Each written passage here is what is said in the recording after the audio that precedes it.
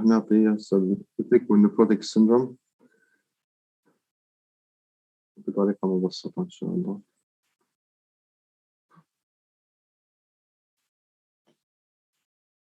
طبعا أخذته بالهيستولوجي اللايرز تبعت الجلوميرولس الاندوثيليوم والجي بي ام والبودوسايتس. Okay, these layers that get affected in some diseases, okay, causing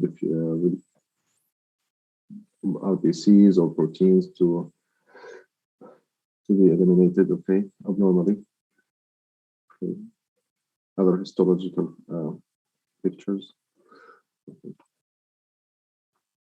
So the wall of the glomerulus serves as a filter, okay, and it's mainly made of endothelial cells and glomerular basement membrane. Okay, it also has slit pores, okay, between the epithelial cells, food processes. Okay, so it's normally only selected in what is supposed to pass these pores or not. Okay, in some glomerular pathologies, it can cause disruption, and other components can pass through these pores, like large size proteins like albumin. Okay.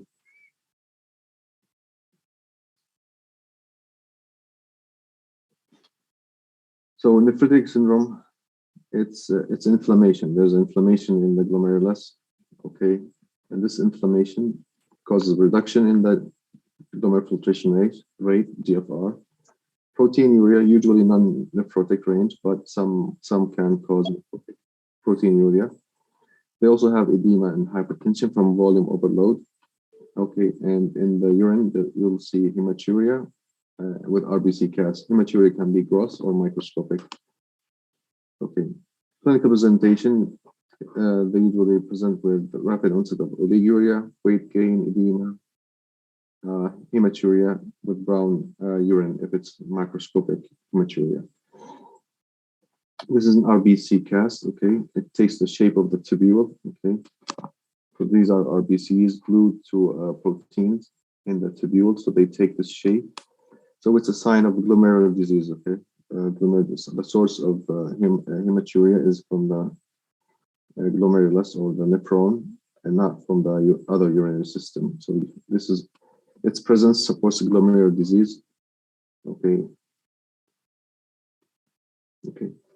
These are, we call them dysmorphic RBCs or acanthocytes.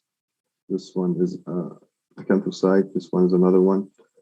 It's an RBC with plebs. These are plebs from injury of the RBCs when they squeeze through the pores of the glomerulus. They get injured, and you see these plebs, okay, on them. Dysmorphic RBCs. This is another sign that you can see in urine microscopy that supports glomerular disease. Sometimes we call them Mickey Mouse ears. Okay, it gives a Mickey Mouse appearance with two plebs, and the RBC gives a Mickey Mouse appearance. Okay, this is a sign of glomerular disease.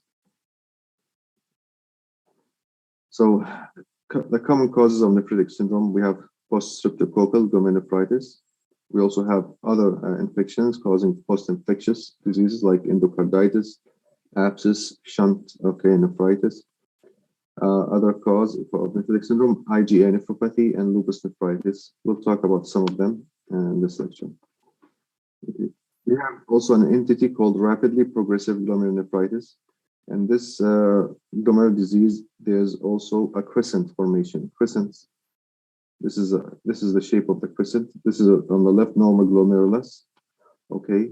On the right, the remaining part of the glomerulus is the central part here, and what's surrounding it is a crescent. Okay. We see it in rapidly progressive glomerulonephritis, RAPGN. Okay. RAPGN.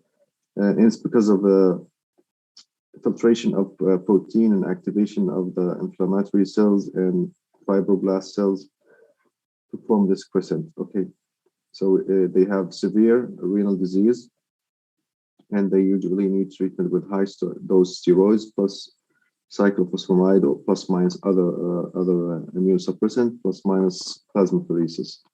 Okay.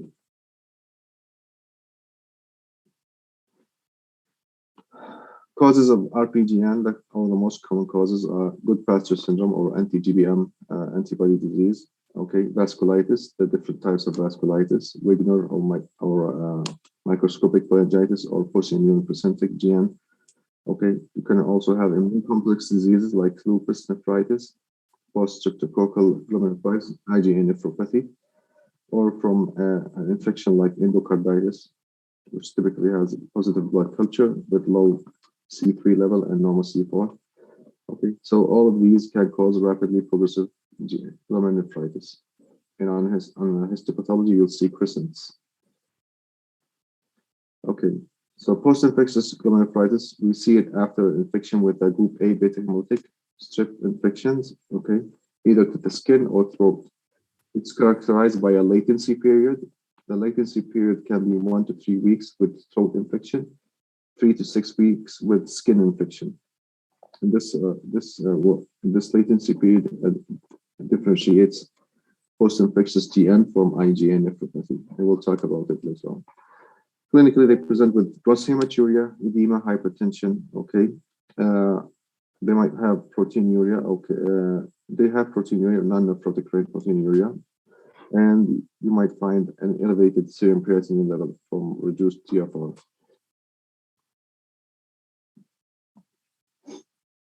This type of glomerulonephritis is an immune complex mediated disease. Okay, the immune complex, the antigen antibody complex, gets fixed in the glomerulus and causes activation the inflammatory cells and causes the disease, the glomerular disease. Okay, we usually see it in in children more than adults. That's because the pores in the children are smaller than the adults, causing more antigen antibody complexes to be rotted in the glomerulus or the GBM and causing the disease. Labs, we have some serological labs that can differentiate this disease from other causes of glomerular disease like streptolysin O, anti-DNase B, and anti-hyaluronidase antibody. These are antibodies specific to this post-streptococcal GN. Anti-streptococcal antibodies. Typically, they have low complement C4 level, okay, with normal C4 levels, okay. On kidney function, they might have increased creatinine and urea. Okay, we don't, it's a clinical diagnosis. We usually don't do a renal biopsy unless there's something atypical in the initial phase or in the recovery phase. So initial phase, if the patient is completely anuric, rapid deterioration of renal function, the complement levels are not the typical that we see, like they don't have low C3, normal C4. The antibodies that we talked about are not positive. Okay, there's extra renal manifestations to suggest a systemic illness. Okay, if the recovery is more does not occur after 2 weeks. Okay, persistent hypertension also beyond 2 weeks. Okay, these are atypical, and in this case we do a kidney biopsy. But if it's the typical scenario, we don't do a kidney biopsy, just supportive management. Okay. In the recovery phase, if we have other features, we might end up with a biopsy, like if the glomerular filtration rate does not normalize by 4 weeks, or the complement level is persistently low beyond 6 weeks, or there's still microscopic hematuria after 18 months, okay? Persistent proteinuria after 6 months, okay? These are atypical features and requires a kidney biopsy. Okay, on light microscopy, you'll see a hypercellular glomerulus, okay? Diffusely enlarged glomerulus, okay? Like this one on the top left. This is a hypercellular glomerulus. You don't even see the loops of the capillaries, okay? Normally you can see the loops with the lumen, very obvious. This the size of this glomerulus is enlarged, okay? Okay. On immunofluorescence, you will see it will be positive for IgG and C3, and the distribution will be granular, diffuse granular distribution. Okay. This is for the top on the right is for complement 3, and the lower one on the bottom left is for IgG.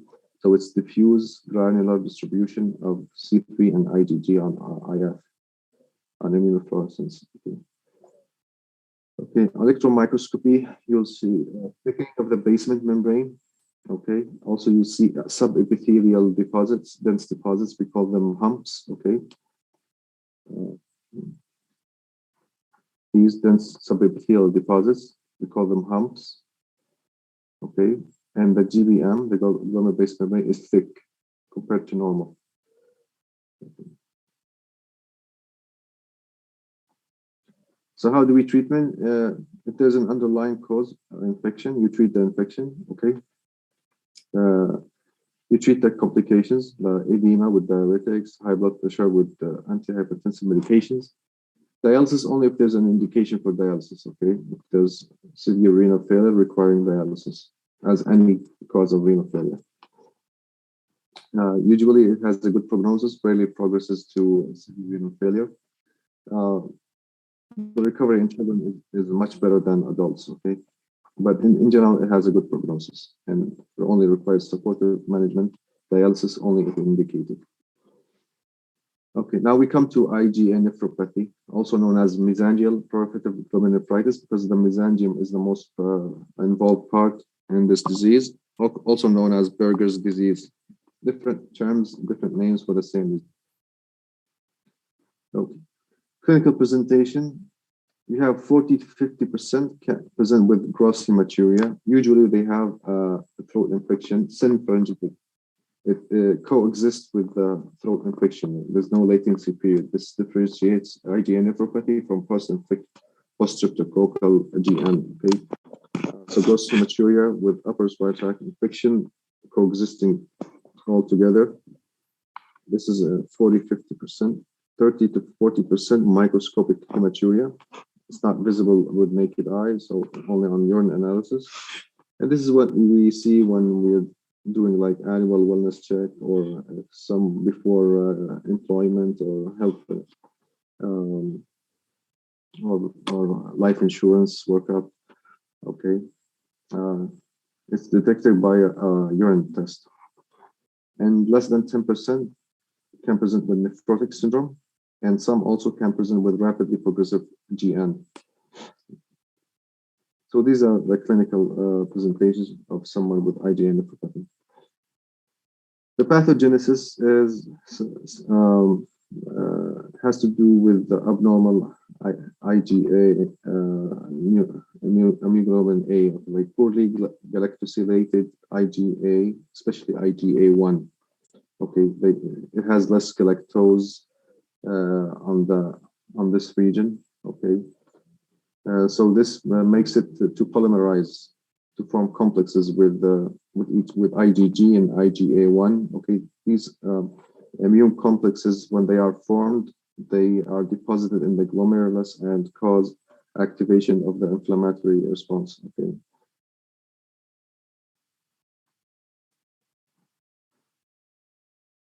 Typically, they have normal C3 level, which helps us to differentiate IgA nephropathy from post-streptococcal GN. On immunofluorescence staining, you'll see IgA immunoglobulins deposited in the mesangial area. So this distribution is mesangial distribution, unlike the diffuse distribution of post-streptococcal GN, of only positive in the mesangial area for IgA typically. Light microscopy, you'll see hypercellularity in the mesangial area. You'll see more cells in the mesangium compared to normal glomerulus. Okay. Crescent formation sometimes can be seen. Okay, so this is the mesangial area where the arrow is pointing. It has more cells than normal. Okay. Okay, and on electron microscopy, you'll see dense deposit in the mesangial area. So that's why they call it mesangial proliferative GN, because the pathologies are seen in the mesangial area. So prognosis of IgA nephropathy, it really depends on how early was the diagnosis, like serum creatinine level. if it was diagnosed late. If there's hypertension at time of diagnosis, amount of proteinuria, okay, all of these together can determine the prognosis of the IgA nephropathy. The worst prognosis. Treatment: we have non-immunosuppressive therapy and immunosuppressive therapy. Non-immunosuppressive therapy is ACE or RAS blockade medication, ACE inhibitors and ARBs. They control the blood pressure and they lower the proteinuria, and they also lower the progression of the renal disease. Okay, statin therapy, if there's dyslipidemia, okay, it lowers the cardiovascular risk. And immunosuppressive therapy can be a combination of the following: corticosteroids, cyclophosphamide, azathioprine, mycophenolate mofetil, and calcineurin inhibitors like cyclosporine, tacrolimus. Usually a combination of steroids plus one of the other immunosuppressive medications. Okay. MPGN, membranoproliferative GN. Okay. We have idiopathic causes, and it could be secondary to other diseases like lupus or infections like hepatitis C. And with hepatitis C and MPGN, they might also have cryoglobulinemia. Okay. So the best way to classify this MPGN is now based on the pathophysiology. Okay. So this complex table only divides into according to the pathophysiology, according to what we know till today. Okay. If you don't know the cause, then it's called idiopathic. Okay, but it's divided like immune complex mediated. We have also C3 complement 3 mediated. Okay, and non-immunoglobulin or complement mediated. Okay, and each one of them has multiple causes. Okay, could be a mutation in certain genes in the complement genes. Okay, and if you don't know the cause, or until now we don't know the cause, idiopathic. Okay, but you have to remember that hepatitis B and C can cause it. Other infections can cause it. Okay. Systemic illnesses like lupus nephritis, rheumatoid arthritis. Okay.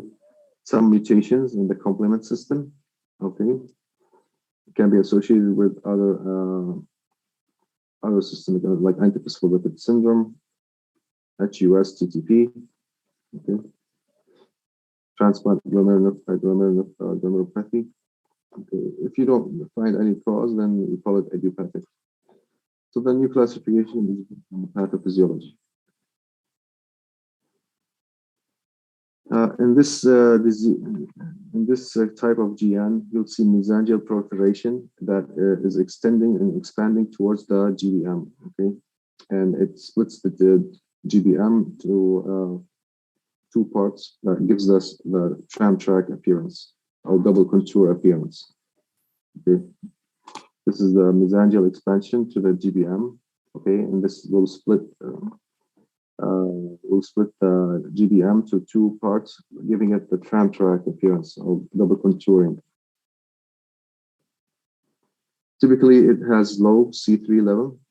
C4 levels varies according to the type of MPGN. We said we have different pathophysiologies for MPGN. And clinical manifestation, they present as nephritic disease, and some of them also can present with nephrotic, heavy proteinuria, nephrotic disease. Okay. To diagnose this disease, you need a kidney biopsy. Okay. It will show the characteristic pathological findings that we mentioned. Okay.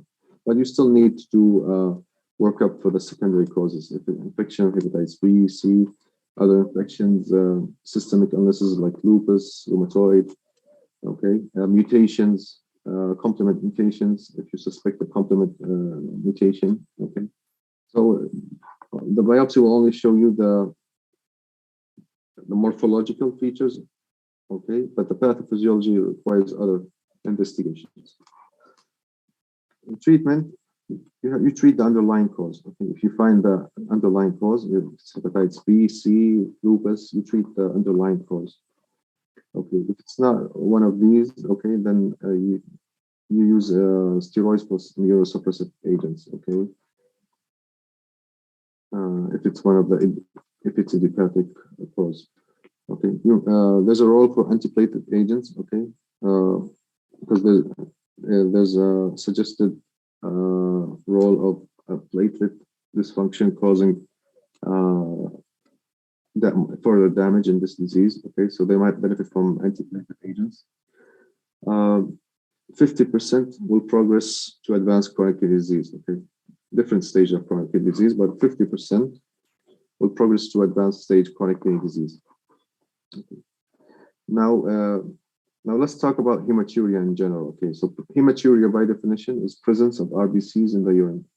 It could be gross hematuria, like visible by naked eye, or microscopic, only detected by examination of urine sediment by microscopy. Okay, and by definition, it's going to be 3 or more cells per high power field. Okay, 3 or more cells per high power field is called hematuria.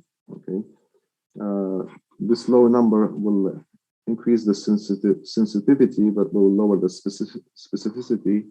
But at least it helps us like to catch pathologies more than a higher number. Okay, so hematuria can be from multiple causes, from the kidney down to the urethra. Could be from the infection like cystitis, prostatitis, or any UTI. Could be from malignancy, venous carcinoma, or bladder cancer or prostate cancer. Could be from trauma to the urethra, bladder. Okay, stones. Okay, so there's different causes of hematuria, and the source of blood can be from different parts of the urinary system. Okay, you have glomerular diseases. Okay, but mainly we divide them to glomerular and non-glomerular disease. Okay, and why we divide them like that? Because the management will be different. Okay, and the pathway of the workup and investigations will be different. Non-glomerular diseases, then you're looking for a renal stone or malignancy or something else, has nothing to do with the glomerulus. Glomerular disease, then you're looking like for autoimmune disease or a process causing glomerular damage. Okay, so the workup will be different and the management will be different. So you have to put in your mind the different causes of hematuria and the approach for somebody with hematuria. Okay, heme negative red urine. Okay, so not all red urine is blood. Okay, you have medications that can cause red urine. The typical or classical example is rifampicin or rifampin. Food dyes like beets, blackberries, food coloring can cause red urine. Okay, an approach for a red urine. Okay, you can centrifuge the urine. Okay, and look at the sediment. If it's red, then it's hematuria. If the supernatant, the upper part is red, then you do a dipstick test. If it's negative, then it could be from coloring hematuria or from medication. It has nothing to do with something with heme. Okay, positive, then it's either myoglobin or hemoglobin. Okay, in this case, you look at the plasma color. If it's clear, then it's myoglobinuria. If it's red, then hemoglobinuria. Okay, so remember, the urine test, the dipstick test, does not differentiate between myoglobinuria, hemoglobinuria, or RBCs. They all have heme and will be positive in all 3 cases. Okay.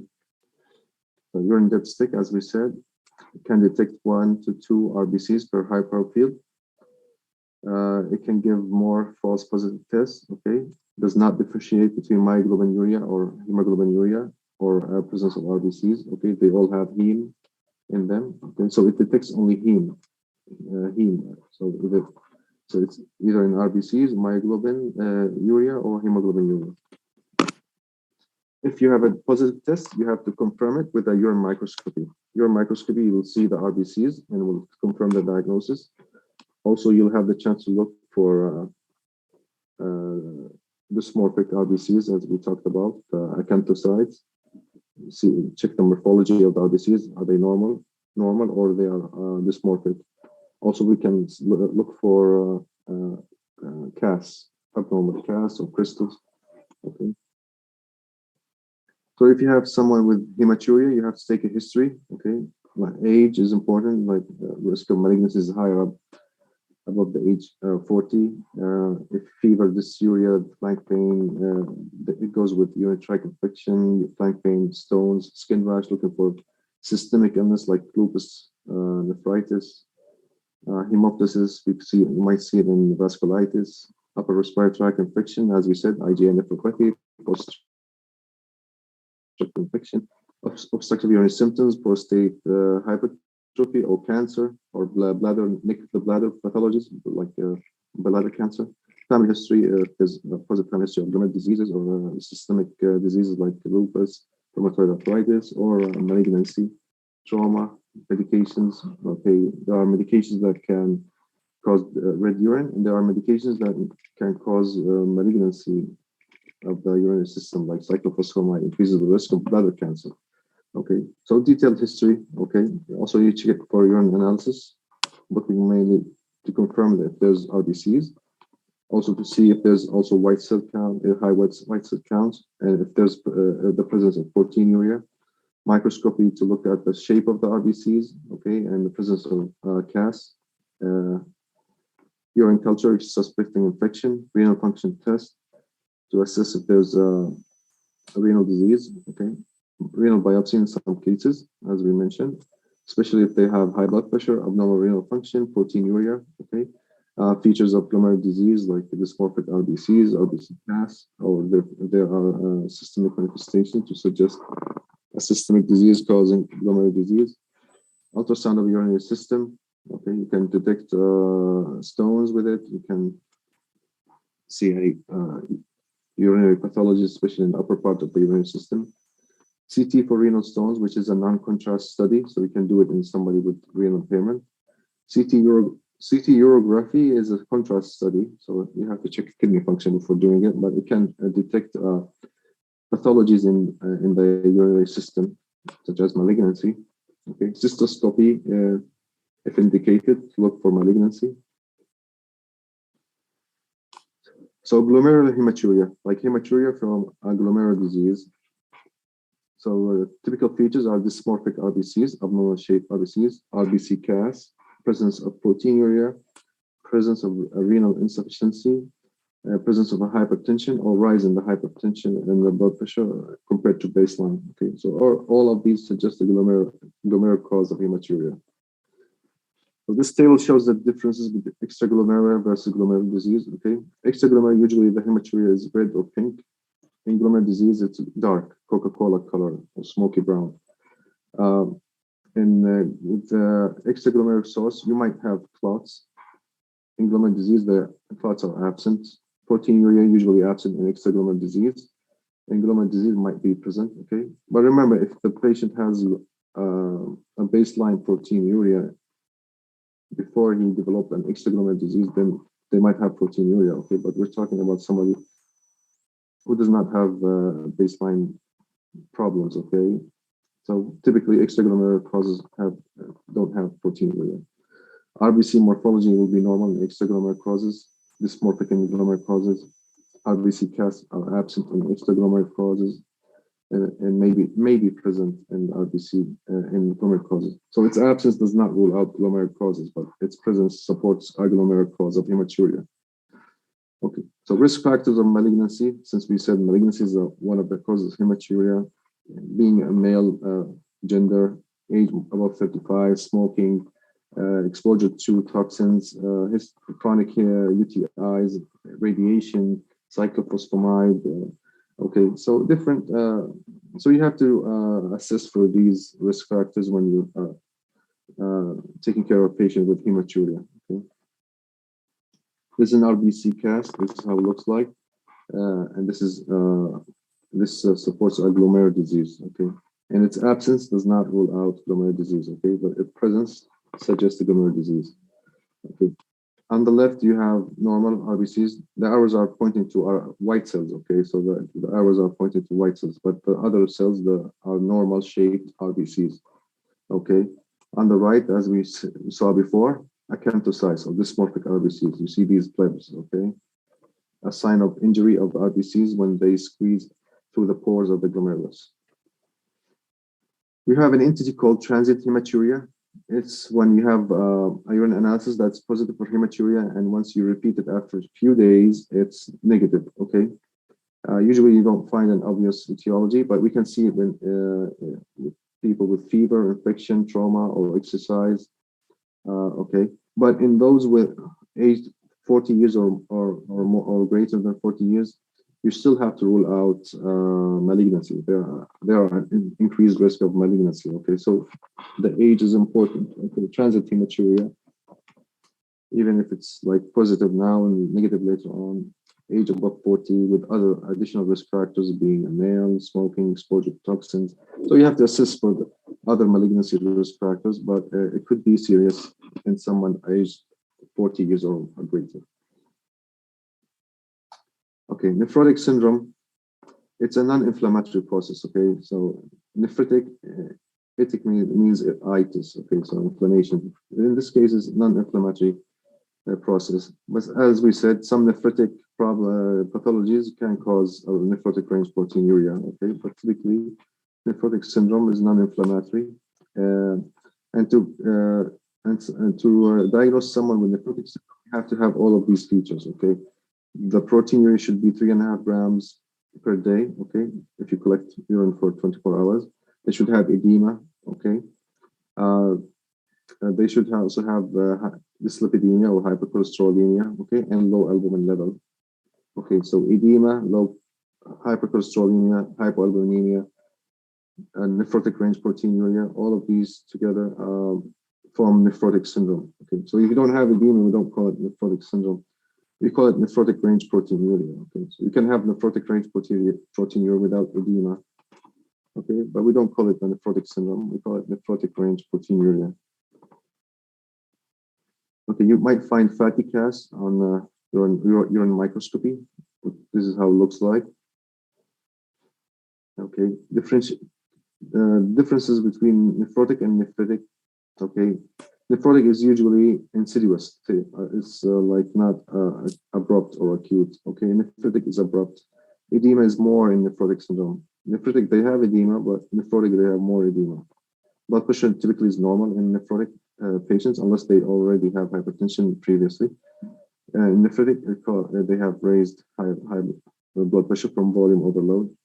The GVP is normal or low. It's raised in nephritic from volume overload. Proteinuria is much higher in nephrotic compared to nephritic, but we have nephritic pathology can cause nephrotic syndrome. Okay, hematuria may or may not be present in nephrotic.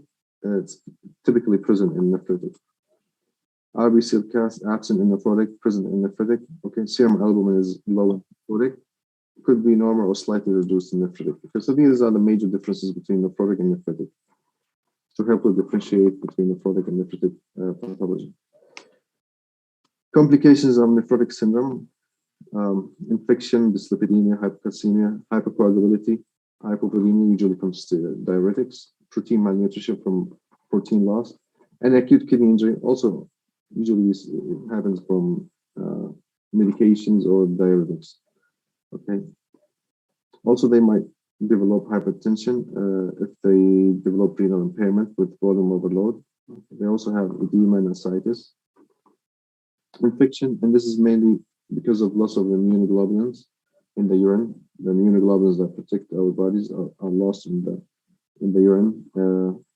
Other factors that can cause increased infection of presence of edema, protein deficiency, use of immunosuppressive therapy, and other factors. Okay, but mainly it's loss of immunoglobulins in the urine. Hypocalcemia from loss of the vitamin D binding protein in the urine. Okay.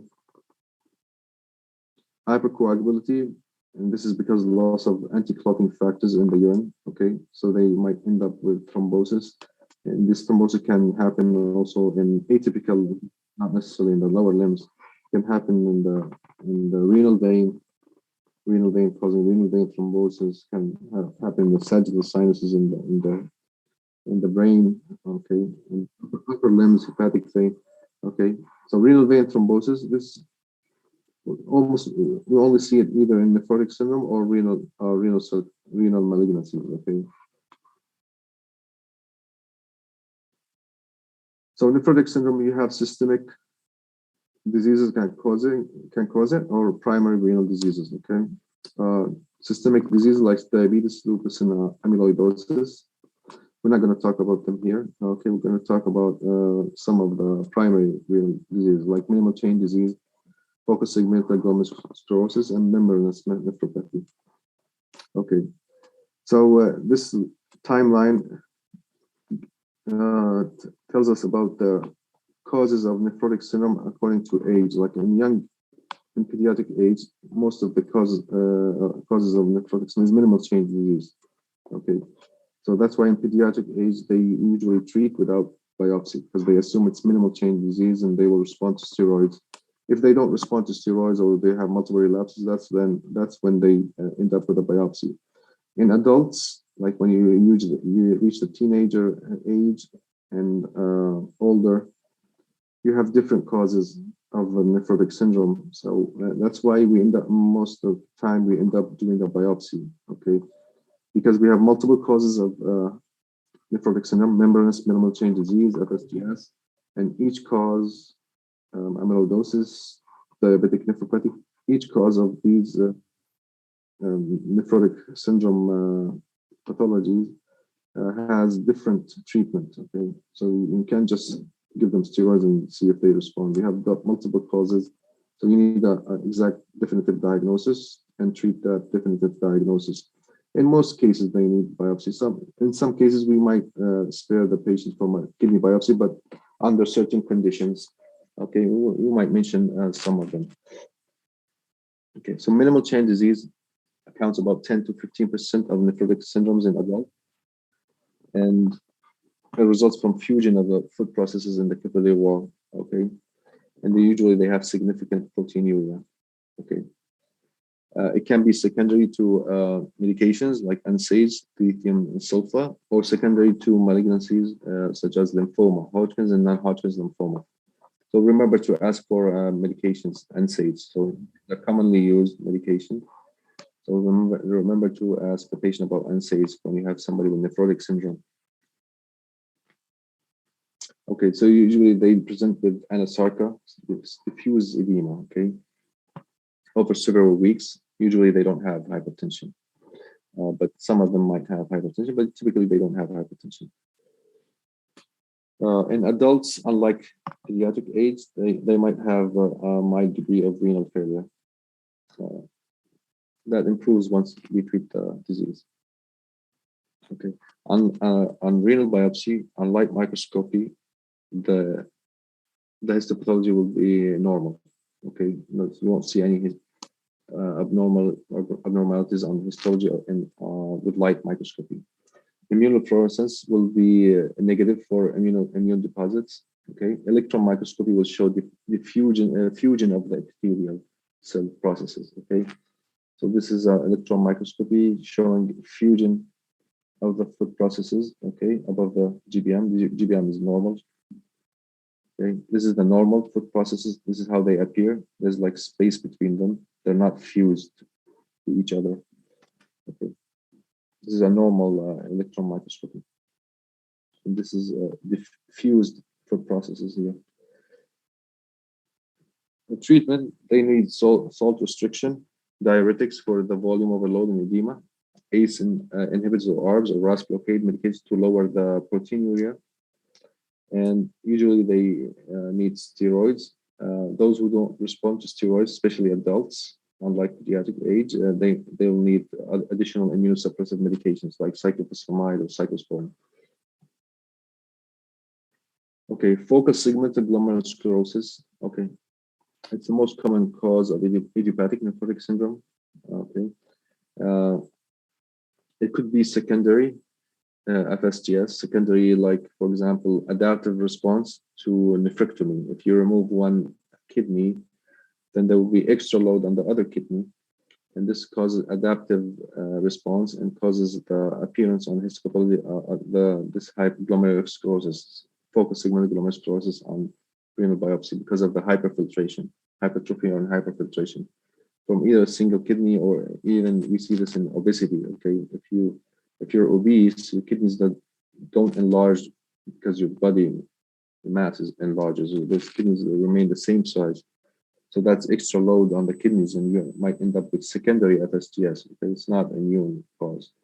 Okay, it can be secondary to HIV infection, especially those who have ApoL1 gene. Okay, ApoL1 gene commonly seen in African American patients. Okay, if they have ApoL1 gene and HIV, they might develop FSGS.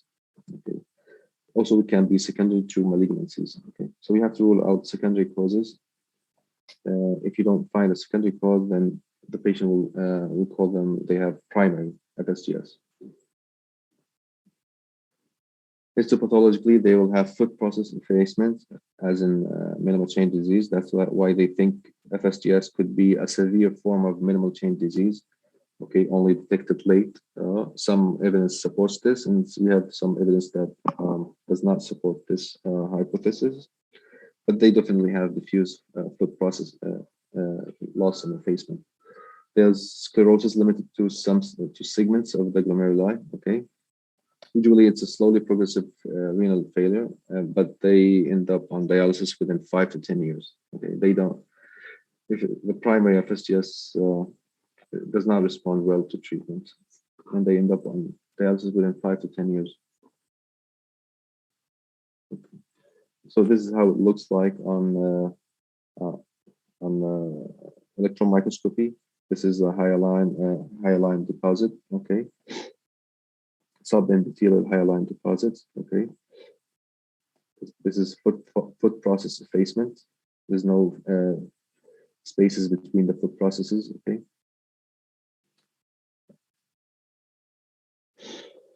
So we treat them as any proteinuria disease with ACE and ARBs to lower the proteinuria, okay, and slows the progression as much as possible. The higher the proteinuria, the worse the prognosis, and they respond very well to steroids. But if they don't respond to steroids, they end up on dialysis within 5 to 10 years.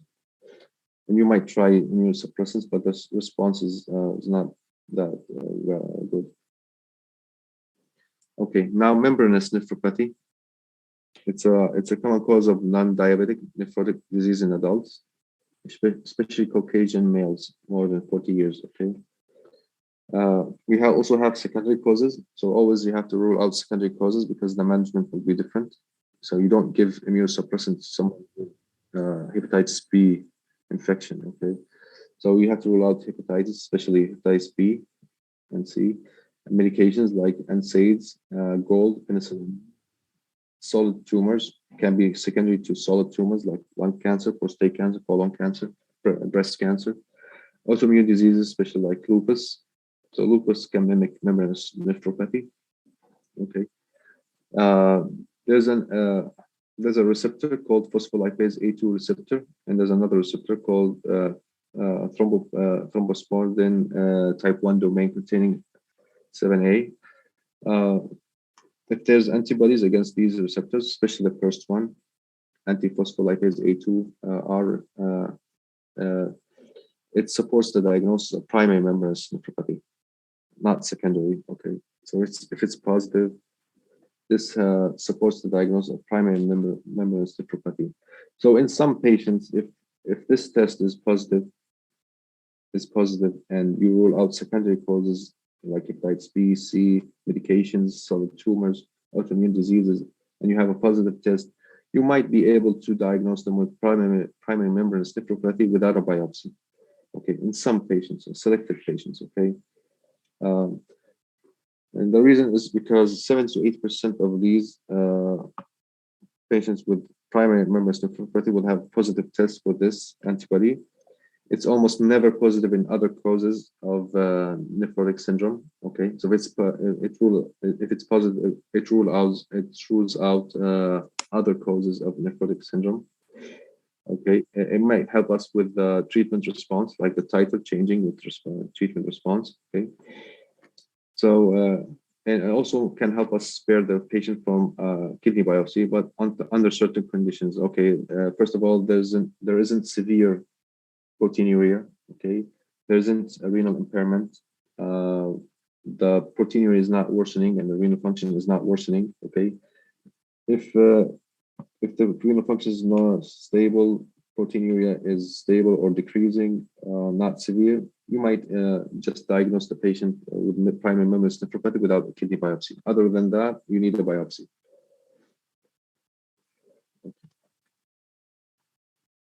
Most patients with membranous at that time of diagnosis, they have normal blood pressure and normal renal function. Okay. On renal biopsy, you'll see subepithelial IgG and C3 deposits with immunofluorescence. Okay, immunofluorescence test. Okay, on electron microscopy, you'll see subepithelial deposits. Okay.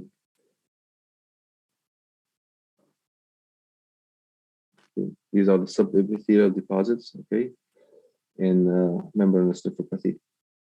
And definitely the glomerular basement membrane is wider than normal. This is a silver stain showing the spikes. So the dense deposits that don't take the silver stain, and this is how it appears. The normal part takes the stain, and the dense deposits don't take the stain, giving it a spiky appearance on silver stain. Okay, prognosis depends on the degree of proteinuria and response to treatment. Okay, so spontaneous complete remission occurs in 5 to 30% at 5 years. Spontaneous partial remission, and by partial remission we mean the proteinuria is less or equal to 2 grams per day. So this is not nephrotic range proteinuria, but still not normal. So that's why we call it partial response. And this occurs in 25 to 40% at 5 years. Okay, end-stage renal disease, okay, can happen on 5 years in 14%, 10 years 35%, and at 15 years 41%. Okay, treatment, as any proteinuria disease, ACE or ARBs, it lowers the proteinuria, slows the progression of kidney problem, and lowers the cardiovascular events. Okay, statins, if they develop hypercholesterolemia, anticoagulation, especially in membranous nephropathy, when the albumin level is very low, they are like less than 1.5 grams per liter, they are at increased risk of developing of thrombosis. Okay, so that's why, according to albumin level, if it's less than 2, we give them anticoagulation to prevent thrombosis. And treatment, if we decide to treat, is usually steroids plus minus immunosuppressants. Okay, we have first-line agents and additional medications. Like typically, we start with steroids plus one of these medications: cyclophosphamide, chlorambucil, or calcineurin inhibitors. If they don't respond, we can, or if we decide that these are not appropriate for this patient, like for example, cyclophosphamide causes infertility, or someone who wants to preserve their fertility, you can use cyclophosphamide. Okay, so you might use the alternative agents like mycophenolate, mofetil, synthetic ACTH, rituximab. Okay, in some cases, plasma exchange with IV and IVIG, IV immunoglobulins. Okay, different regimens. You don't need to know the details when to use which medication with which clinical scenario, but these are in general the agents. These are initial agents if appropriate. If not appropriate, or the patient does not respond to them, then you use the alternative agents. Okay. Other causes of nephrotic syndrome: diabetic nephropathy and amyloidosis. Okay. And so you need to read about them if not, they're not covered by other lectures. Okay. Okay. That's it for nephritic and nephrotic. ماشي يعطيكم العافية.